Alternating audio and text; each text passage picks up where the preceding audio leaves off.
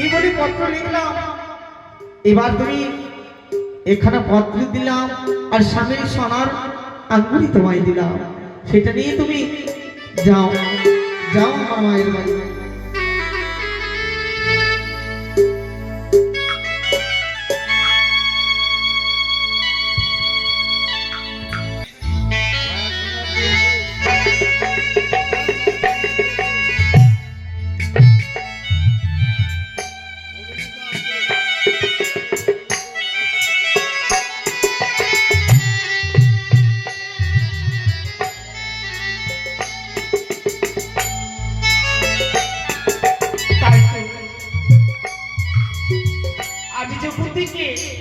আমাদের বেহুলাকে আমি বিবাহ দিয়ে শ্বশুরাই পাঠিয়েছি।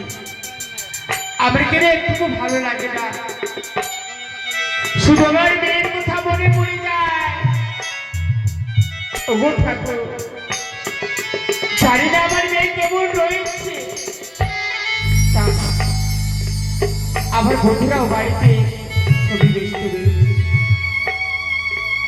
কিন্তু আমি সে যাবো, আমার একটু ভালো লাগে না। আমি যাবো চন্দনতলায়, দেখি আমি চন্দনতলায় আমি কৃষ্ণা বাগানে থাকবো।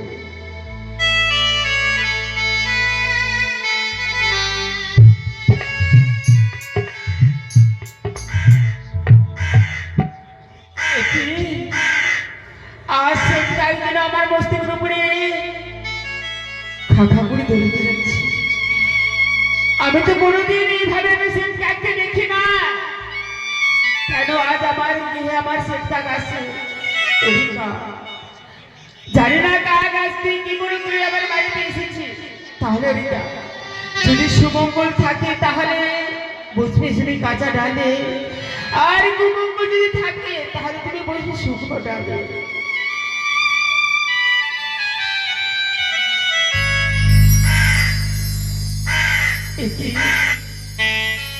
বলার সঙ্গে সঙ্গে কিন্তু শেষ ডাকছে শুকনো ডাকলেই বসে পড়েছে। জানি না কে আছে আমার ভাইকে লেখা, তাই সেটা কিন্তু আবার চলে গেল। কিন্তু যাওয়ার আগে আমার নজরে দিকে পড়ে লাগছে যদি কি যেন ফেলে যায়। আমি দেখবো দেখবো যেন কি ফেলা রয়েছে।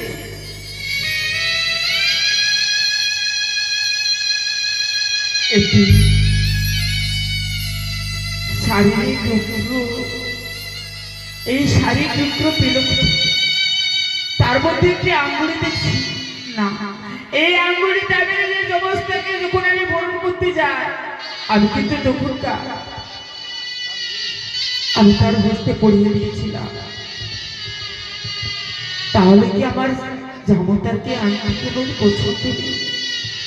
তাহলে না, আমি ডাকবো আমার ছেলেদেরকে। কোথায় রয়েছে আমার রামপানা? ওরে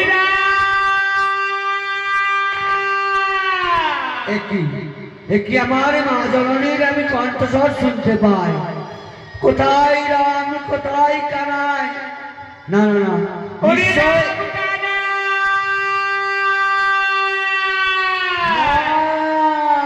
প্রণাম হয় বাবু। তুমি আমায় কেন ডেকেছো মা? আজ কেন ডেকেছি না? কানাই কই? কানাই, ও ভাই কানাই, জানো মা, দাদা, হ্যাঁ প্রণাম হই।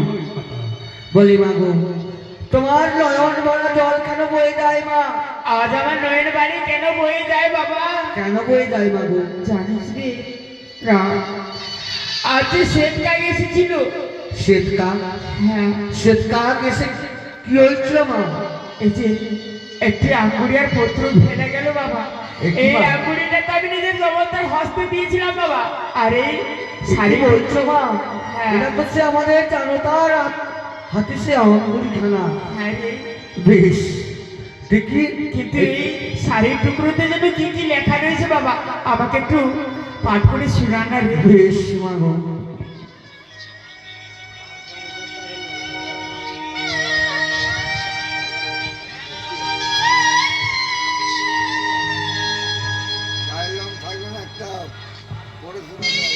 একই মা আমাদের আমাদের বেহুলা সে পত্রখানি কি লিখেছে মা তুমি জানো মা?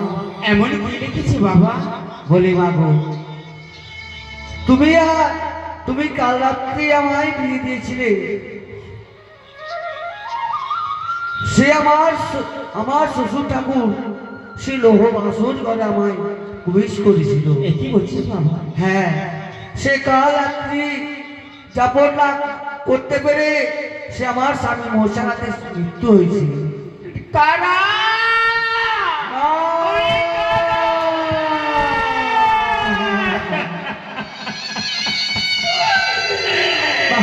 কি বললি রে না? তোমায় আমি বারণ করেছিলাম মা, আমাদের সে সত্য বেহুলা সাদে বেহুলা, তুমি তাকে বিয়ে দিও না মা। ওরে কানা! তোমায় আমি বারণ করেছিলাম, কাঁদো মা, তুমি যতই পারো আমাদের ছোট্ট বহনী বেহুলার জন্য তুমি কাঁদো। আমি না তোর পিতাকে কতবার আমি বারণ করেছিলাম রে, আমি সেই করে আমি নিজের বেহুলাকে বিবাহ দেব না। তোর পিতা আজ আমার কথা না শুনে আজ বিয়ে দিয়েছে। তোমায় আমরা পারো না। জানিস বাবা, জানিস আমার ছোট্ট নামে একটা মেয়ে এই অকুল সাগরে ভেসে যাচ্ছে বাবা। তাহলে আমি তোদেরকে কি বলি রে? বলো মা। আরে শুনো শুনো মা গো, ইয়রে মা পাই বড় পানা করে।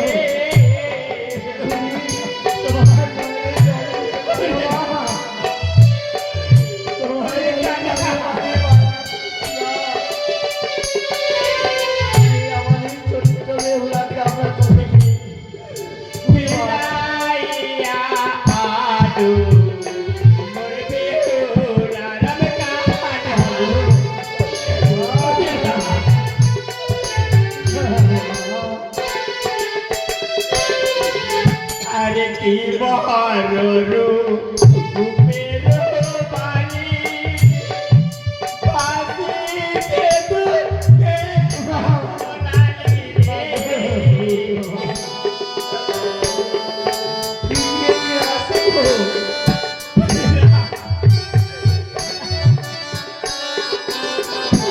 আরে কি বড় রূপের বাণী বাজিতে দুঃখে ভোলালি রে।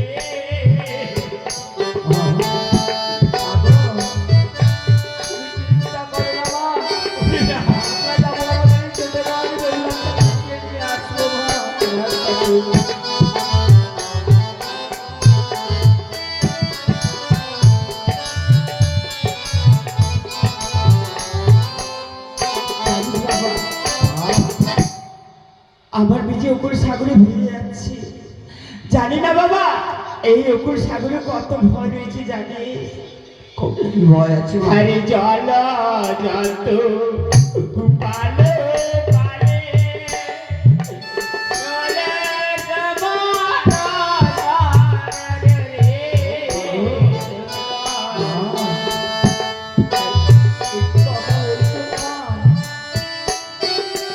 যাবার রে। উঠিবে যে মরা আবার আসে রমজানা।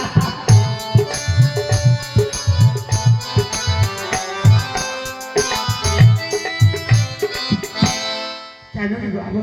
কেন মা? কচ্ছপার ঘড়িয়া জানি না বাবা, আমার মেয়ের কাছে রয়েছে তার মৃত্যু স্বামী। মৃত্যুর স্বামী সেই মৃত্যু দেহ খাওয়ার কারণে আমার মেয়েকে গ্রাস করে ফেলবে বাবা। তাহলে তোরা অতি শীঘ্রই ছিটে যা। গ্রীষ্ম আমি যে কি সুন্দর করে মেলানের ভার তৈরি করেছি, আর আমি তোদের হস্তে তুলে দেবো।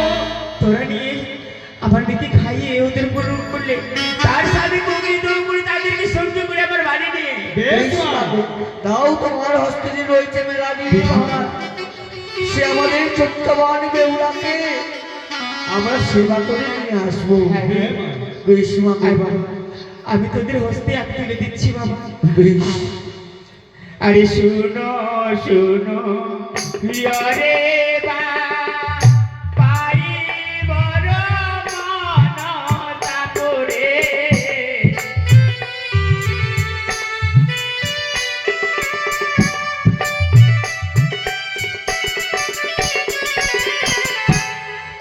বলি ভাই কানাই, হ্যাঁ বলো দাদা।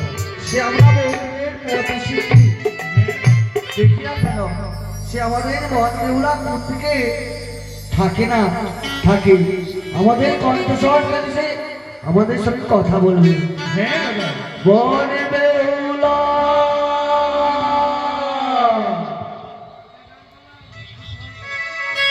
বন বেহুলা। এ কি দাদা? হ্যাঁ, বলছে সারা দেই না দাদা। কোথায় সাড়া দেয়। রয়েছে? সে হতভাগী, সে হতভাগী যে কোন দিকে রয়েছে। না না না, সে আমাদের ছোট্ট ভাই বেহুলাকে সে আমাদের রাজপ্রাসাদে গিয়ে যেতে হবে ভাই। হ্যাঁ দাদা। বন বেহুলা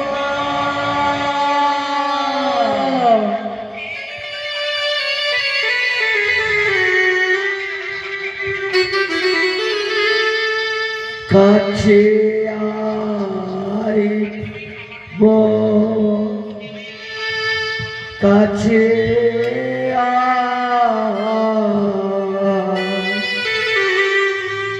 সাদের দোলা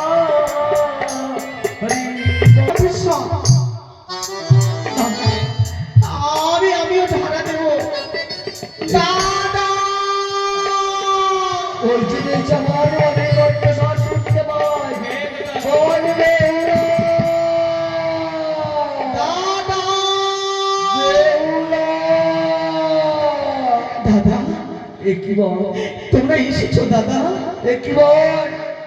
তোর শ্বশুর ঠাকুর তোর নিষ্ঠুর কি পাষাণ, তোকে সাগর লক্ষ্যে তোকে ভাসিয়ে দিয়েছে রে বল। ওগো দাদা, এই আমার শ্বশুর ঠাকুর আমার ভাসিয়ে দিয়ে দিল। ভাসিয়ে দেয়নি, ছবি হচ্ছে আমার উদ্দেশ্যে দিয়ে লেখা। তোমার কপাল। আমারই কপালের দোষে দাদা। ওরে হতভাগী, তবে দাদা বল রে বল। কতই আশা করি আমায় বিয়ে দিয়েছিলে, সকলে আশা পুড়ে ছাই হয়ে গেছে। জানিস রে বল, তোর জন্য আমাদের মা জননী পাগল হয়েছে রে বল। আর বড় আশা করি দাদা বেহুলা বিয়ে দিলে মরে। ওরে হতভাগী, একই হয়ে গেল দাদা বাসর ঘরে দাদা বল রে। বাসর ঘরে। আরে বড় আশা করে দাদা বিয়ে দিলে মরে। একই হয়ে গেল দাদা বাসর ঘরে দাদা বাসর ঘরে।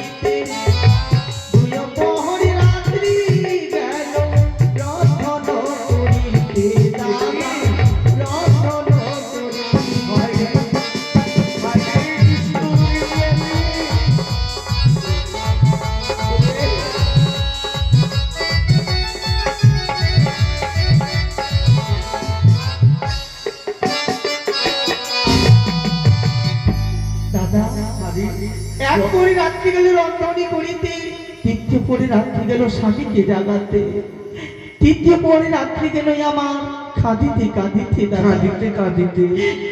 আজি পদ্মারি কাল্লাগিরি আমার স্বামীকে ধ্বংসই করেছে। তাহলে শুন, আমরা তুই দাদা এসছি তোর স্বামীকে আমাকে দে, তোর স্বামী সব কার্য করে নিয়ে যাবো, তুমি আমাদের রাজনীতি। না দাদা না, আমি যাবো না দাদা। ও ফিরে চলো,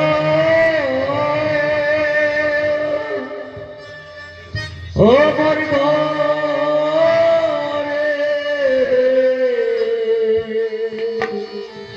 সাদের বেহুলা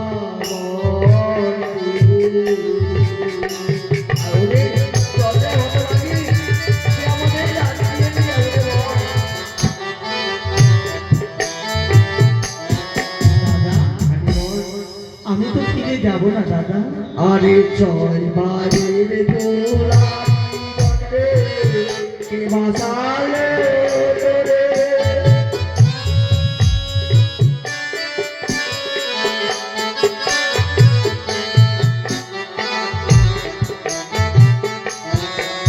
দাদা গো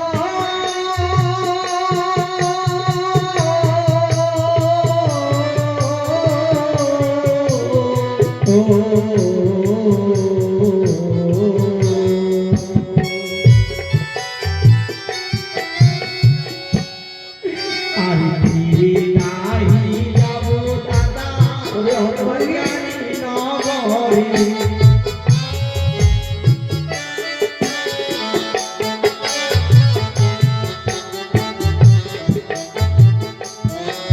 আরে মাটির সভা বট বৃক্ষ, পিঠের সভা ফুল।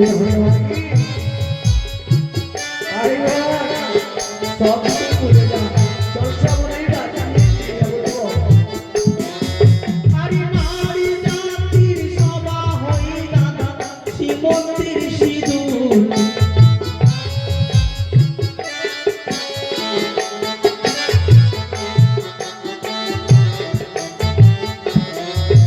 দাদা আরে বাবা, এই শ্রীমন্দির সিঁদুর মুছে আমি কি করে তোমাদের ঘরে যাব বলো? ওরে বাবা, তোকে আমাদের রাজনীতি নিয়ে গিয়ে তোকে আমি না আবার বিবাহ দেবো রে বাবা। না, নারী জাতির একবারই বিয়ে হয় দাদা, বারে বারে বিয়ে হয় না। এই কথা বলো না দাদা, এই কথা বলো না। আরে মা জননী পাগলিনী বাড়ি ফিরে তোর জন্য পাগলিনী হয়েছিল। চল দাদা ওরে হতভাগী, আমারই জন্য আমার মা জননী পাগল হবে সত্যি জানি দাদা, কিন্তু দাদা আমার কোনো উপায় নেই। আমি যে যেতে পারবো না, আমার এই স্বামী ছাড়া আমি কিছু চাই না দাদা। তোর কখনো দুঃখ কষ্ট হবে না রে বাবা। আমি এই শ্রীমন্দির সিঁদুর মুছে আমি কি করে তোমাদের ঘরে যাব বলো? না, আমি তো যাবো না দাদা। কেন রে বাবা? তুই যদি না যাস আমরা কিভাবে বাঁচবো রে? সে আমাদের সে ছোট্ট হতভাগীকে আমি আর কত দুধ ভাত খাইয়েছি রে। দাদা চলবো, আমি যাবো না দাদা। কেন? তোর কোনো অসুবিধা হতে দেবো না রে। ও দাদা আর কে দো না বেহুলা। ও ভাগিনী বেহুলা, দাদা ফিরে যাবে না।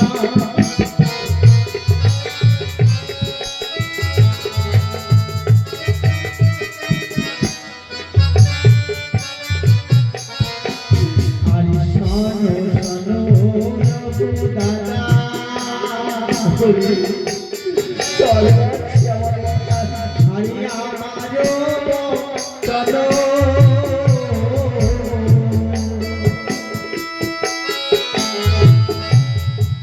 আরে ফিরে নাহি যাবো দাদা, উজানি নগর।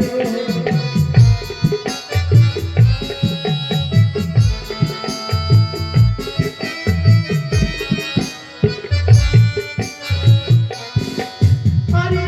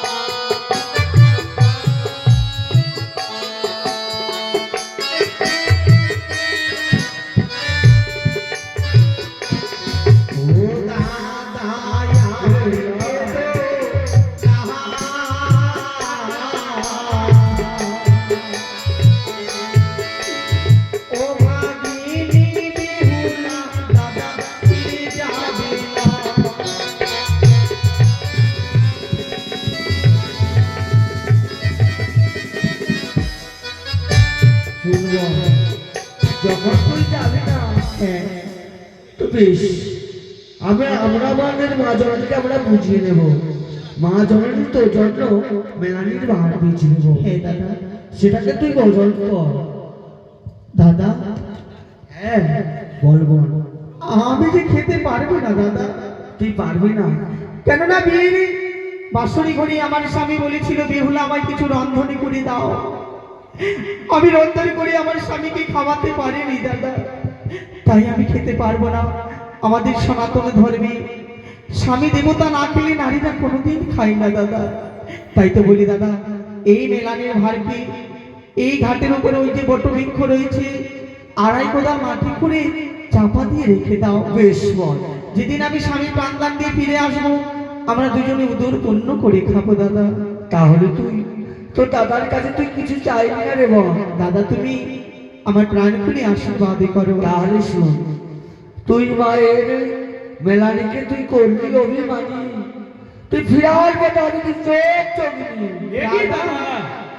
বোনকে আশীর্বাদ না করে তুমি করলে অভিশাপ। না, একবার সে তো অভিশাপই করিনি।